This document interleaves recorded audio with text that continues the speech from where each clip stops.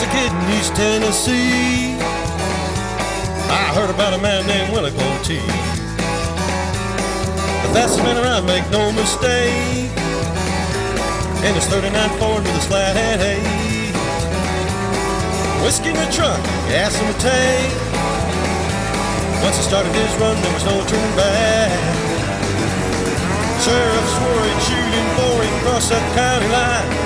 Willie didn't give a damn, you couldn't catch his... Hello, welcome to our first edition of Fredric and Petersen Rev It Up Restoration. We're going to show you and explain the first steps of restoring this 1963 Ford Galaxie 500 convertible from start to finish. This car belongs to Mr. and Mrs. Calvin Dale of Brentwood, Tennessee. Along with their son, Jeff Dale, being involved in this project, they have given us their okay to start restoration. Through two teenagers in later years driving it back and forth from school, this old Galaxie 500 survived. That in itself is a miracle. At first sight, it might be a little overwhelming to some folks when you see faded, cracked, and just plain old paint falling off the car.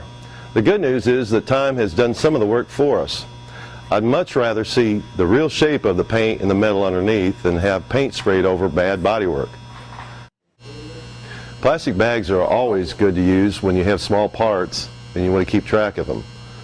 And everybody on the planet has a cell phone or camera to take pictures with, so it makes good sense to take a few pictures so you know where everything goes back together, because someday you're going to have to put it back together. We hope this first edition of Fredric and Petersen Rev It Up Restoration will be informative. Stay tuned for a complete overview of this classic 1963 Galaxie 500 convertible. Now we're going to rev it up. Our next step is a complete overhaul of this 390 cubic inch engine. As you can see, we have removed the motor and transmission, and so now let's go over to our mechanics. Now that the motor is out, it's time to start disassembling it and finding out what is going to need to be replaced. Country here is going to try to get the exhaust manifold bolts out, and naturally, being over 40 years old, the bolts don't come out as easy as they used to when they were brand new. Country, how are you going to get these bolts out? Actually, what I'm going to do, Terry, is I'm going to heat them up. These things have been in all kinds of weather.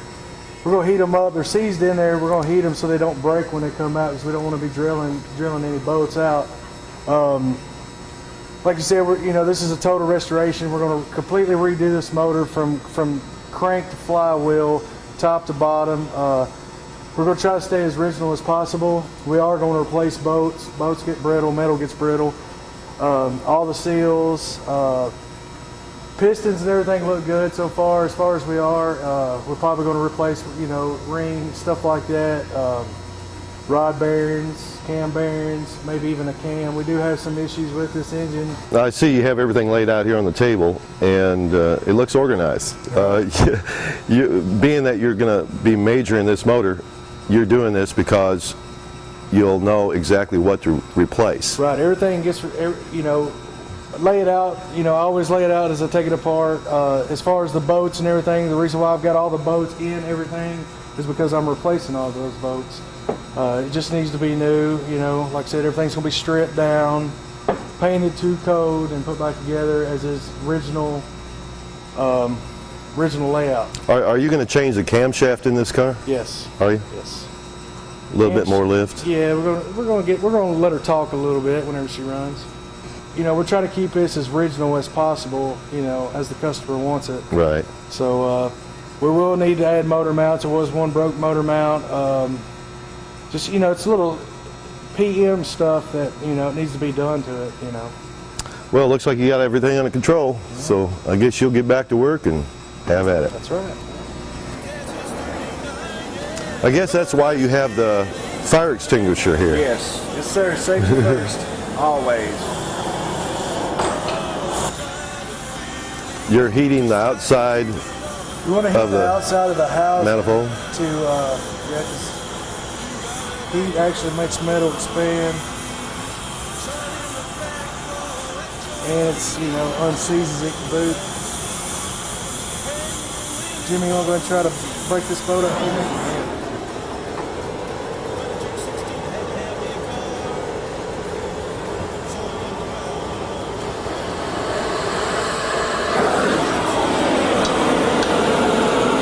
Oh yeah.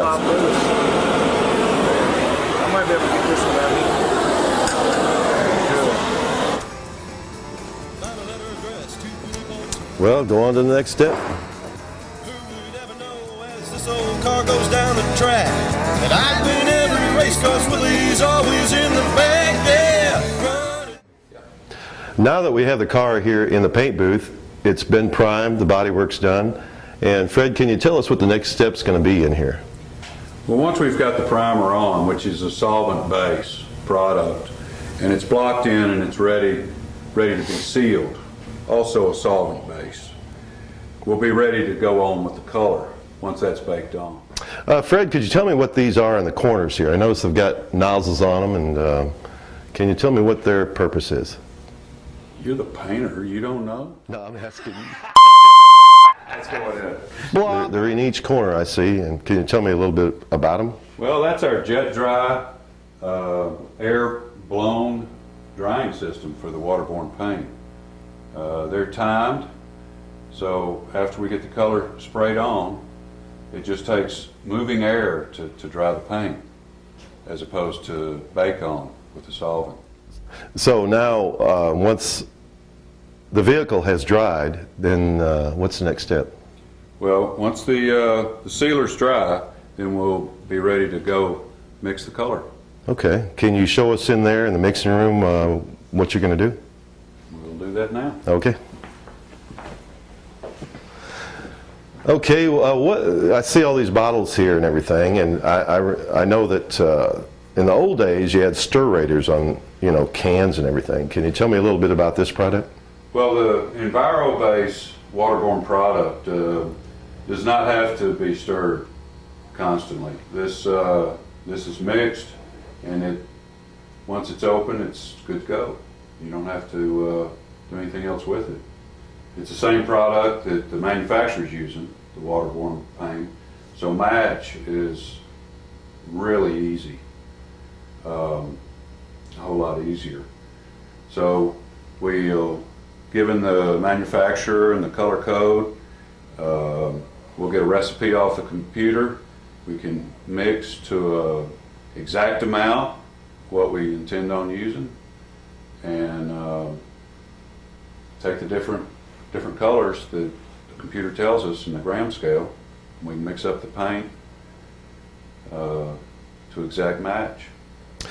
Being that it's water-based, it's more environmentally safe, isn't it, for the painter and the environment? Would you say there's a big positive on that? Yeah, dead painters are bad. I'm telling you. They don't live long, do they? No, but you wash up with water, and that helps, don't have near the, hazards that you would have if you're painting the solvents base. So the old days of washing your hands off with paint all over you and with lacquer thinner, they're kind of gone, aren't they? Yeah. Cleaning the guns and everything. Don't miss that. Don't miss that at all. Through them as the regular just can guns. You use less product in that? A lot less product. That's good. Fred, I noticed this booth, it's really lit up like a Christmas tree. Can you tell me something about this booth? Well, SprayZone.net out of California sold us this booth. They pretty much customized it to our specs, added extra lighting, way over the top on that. It's a side downdraft booth, so the air comes in filtered from the top, and then it'll sweep any foreign material and overspray out the two sides. Through the sides. Explain all about this booth and showing everybody what kind of it's all about. Race, 'cause Willie's always in the back there.